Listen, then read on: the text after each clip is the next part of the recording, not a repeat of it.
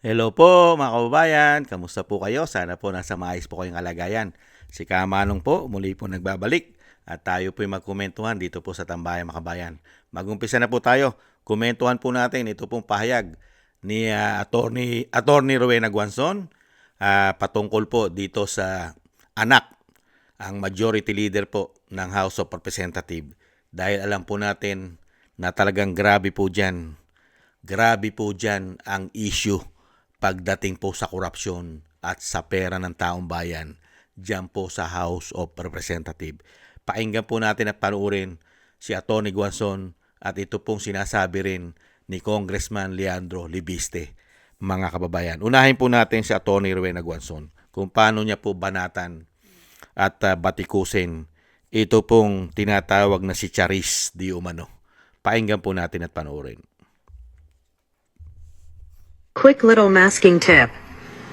Hindi naman gagawin yun ni Congresswoman Luistro at ng itong kasamahan niya dyan kung walang baton. Sino ang humahawak ng bit? Ang humahawak talaga ng baton ay ang majority leader, no other than Congressman Sandro Marcos. He's the one who is really holding the baton. And you know, it doesn't look well for his father. Before, meron silang scapegoat, si Martin. When Sandro Marcos does something, he is practically doing it for the benefit of his father, the president. Yun ang disadvantage niya. Kaya yung caution should really apply and should be thought of by Majority Leader Sandro Marcos. That word caution. Because he has more to lose in this impeachment game. Hindi naman gagawin niya ni Congresswoman Luis. Tama po yun.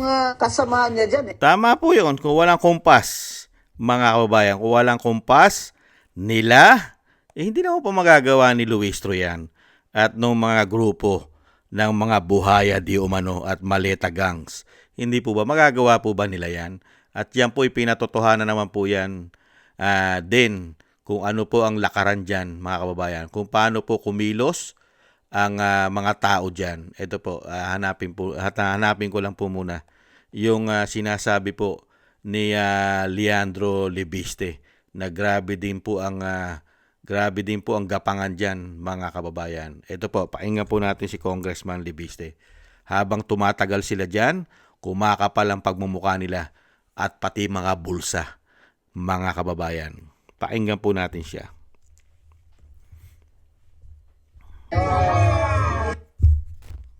Hindi po ako nagkakamali, sir.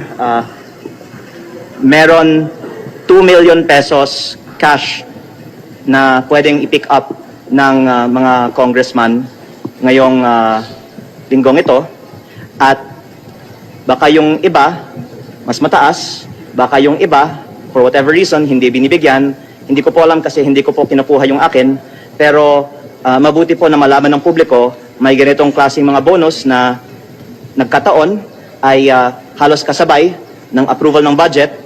Nung Oktubre din, dagdagan ko po, may 1.5 million pesos na ibinigay sa araw ng pagboto para sa budget at buwan-buwan meron pong mahigit kumulang 1 million pesos per member. Ang lumalabas po, ang isang representante ay may 20 million pesos of MOOE at sweldo kada taon. Times 318, ito po ay mahigit 6 billion pesos. Ang MOOE budget ay itinaas ng 7.8 billion pesos.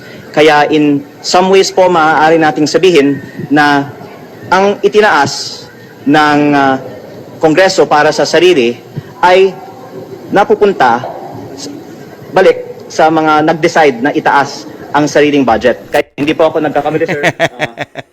Nakita niyo po katitindi ng mga congressman dyan na mga may sakit po ng kleptomaniac pagdating po sa pera di umano. At talagang mga money grabber.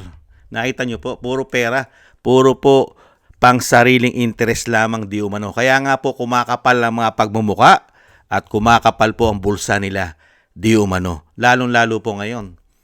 Dahil dito po sa impeachment ng Vice President, yung sinasabi nga po ni Atty. Rowena Guanzon, sino ang may hawak ng baton? Hindi po ba? Dahil lahat po ng mga taong ito ay sangkot po sa issue ng korupsyon. Pati po yung majority leader, pati tatay niya, pati pinsan niya, pati mga pinsan at tiyuhin niya, Pati mga kaalyado niya halos lahat sangkot sa issue ng korupsyon, lalong-lalo sa flood control scandal, mga ghost project. At sangkot din po sa mga mali-maleta deliveries.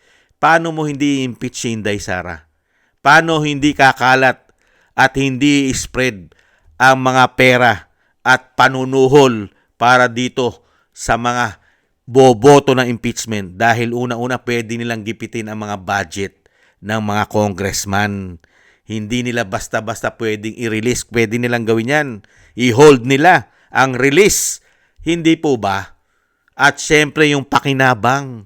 Baka hindi makuha ng mga congressman yung mga pakinabang, lalong-lalo yung napakalalaki nilang mga MOOE. Hindi po ba? Mga wala pong resibo yata yan. Hindi po yata nilalagyan ng resibo ang mga extraordinary expenses nila. Hindi po ba? Kaya po mga kababayan, wala pong patutunguhan ang ating bansa dahil dinala lang po tayo ng ganitong klaseng paglilingkod ng mga politikong gahaman dahil may mga sakit na di umano na kleptomaniac pagdating po sa pera at kapangyarihan. Diyan lang po tayo dinala. Katulad po niyan, batang-bata pa. Batang-bata pa, mga kababayan, ay sanay na sa kawalanghiyaan, di umano. Bata pa lang. Palibasa, nasa dugo na yata. Nasa dugo't ugat na ng lahi nila. Dahil lahat na po ng klase ng history ay nasa kanila na pagdating po sa kapangyarihan at pera. Hindi po ba? Kaya po ingat-ingat po kayo, Attorney Guanzon at kay Congressman Libiste.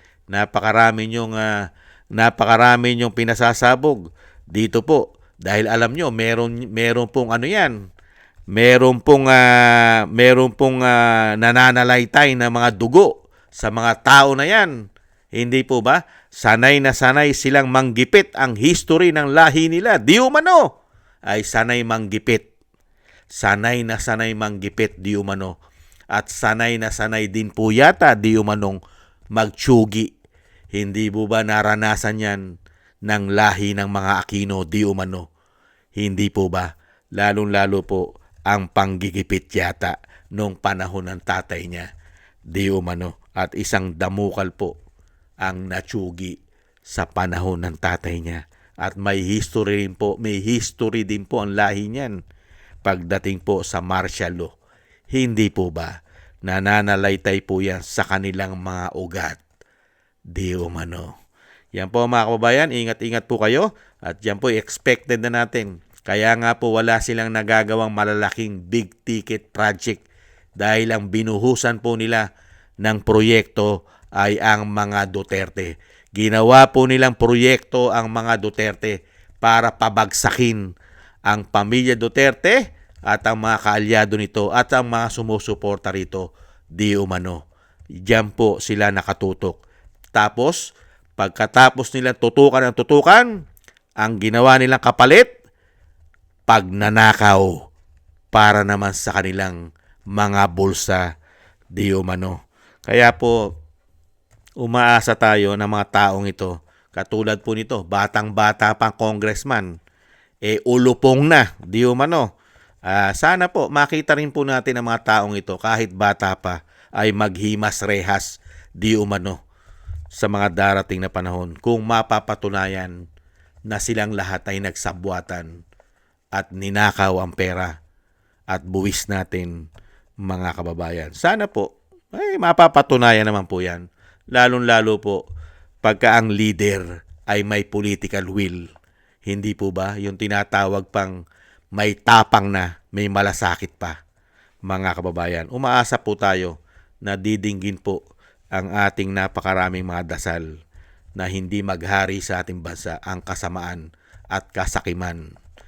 Mga kababayan, maraming salamat po Atty. Guanzon at kay Congressman Libiste.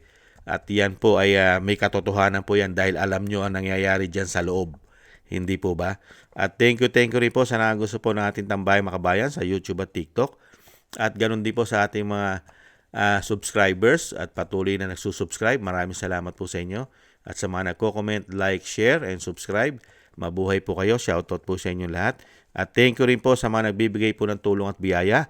Shoutout po kay Mila Yi, kay Felipe Shapno ng Texas, USA, kay Annie Jo, kay Tatay Nick ng Toronto, Canada, kay Jem Aris ng United Arab Emirates, kay Eric Hershio ng Canada, kay Baby Roman at Ate Isa ng Cagayan, kay Jesus Valdepena, Rolando Guerrero, kay Rolando Timbol ng Alberta, Canada, kay Ma'am LB at Shermani ng North Miami, Florida, USA, at si Melchorita Espinosa, Kingston ng Hong Kong, kay